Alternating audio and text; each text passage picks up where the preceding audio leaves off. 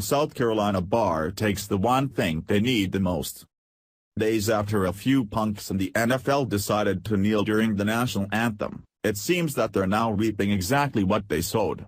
In fact, a South Carolina establishment has proven that most recently by taking away the one thing each and every entitled brat needs the most, and it's ruffling a few feathers. There's no arguing that the thugs in the NFL who chose to kneel for the national anthem don't stand for what the left wants you to think they do. In fact, they made that perfectly clear by only choosing to kneel the weekend after President Donald Trump said, "Wouldn't you love to see one of these NFL owners, when somebody disrespects our flag, to say, 'Get that son of a bitch off the field right now. Out. He's fired. He's fired.'" In short, the whiners knelt simply out of spite rather than for a legitimate reason, and their idiocy came shining through. As it turns out, they would only learn that the hard way as the American people let them know exactly how we felt about them spitting on the American flag and our national anthem for a reason that really didn't make any sense. Unfortunately for the misguided multimillionaires, things just got a lot worse for them. Proving that is a Palmetto restaurant and alehouse in Greenville, South Carolina, which decided to take away the one thing that these punks need the most, attention. According to Fox 5 Atlanta, the owner of the establishment, David McCraw, released a statement on Facebook just a day after the players' antics, saying that NFL games would be no more in his establishment. "No NFL games will be played at Palmetto Alehouse until every player stands in respect to our flag and our country," he wrote in the post that has since been deleted, according to the Post and Courier. "This is a position that I'm going to take and I hope you will support me.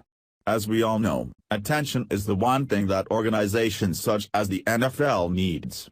Without it, they don't have the ratings, which means advertisers aren't willing to pay as much. In turn, the players earn a heck of a lot less than what they do now, which many argue is way too much anyway. When that happens, do you think these entitled brats will attribute their own actions to their severely decreased pay? My guess is probably not. Of course, one look at the bar's Facebook page shows exactly why the owner decided to remove the post, as there is a disturbing amount of hateful attacks on his page. With liberals everywhere apparently hearing about his intentions, the seething leftists descended upon the man's social media platform to berate him into submission. At this point, it's currently unclear what McCraw's intentions are for next Sunday, but he's definitely not alone in his sentiments.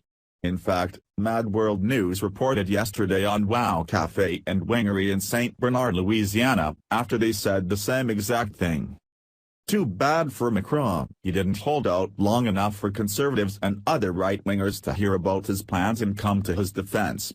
As of right now, it looks like news of his intentions is only known among locals and leftist media sites, which has caused him a noticeable amount of abuse. As for now, people have to go and show this guy that he's not alone. Unfortunately, this is what the left is all about when it comes to what they want. Not only will they stop at nothing to force someone to bend to their will, but they're willing to ruthlessly attack, both verbally and physically, to get what they want. While they applaud the players who protest, they launch a cyber assault on anyone who dares counter the sentiments in their own form of protest. How's that for tolerance and freedom of speech?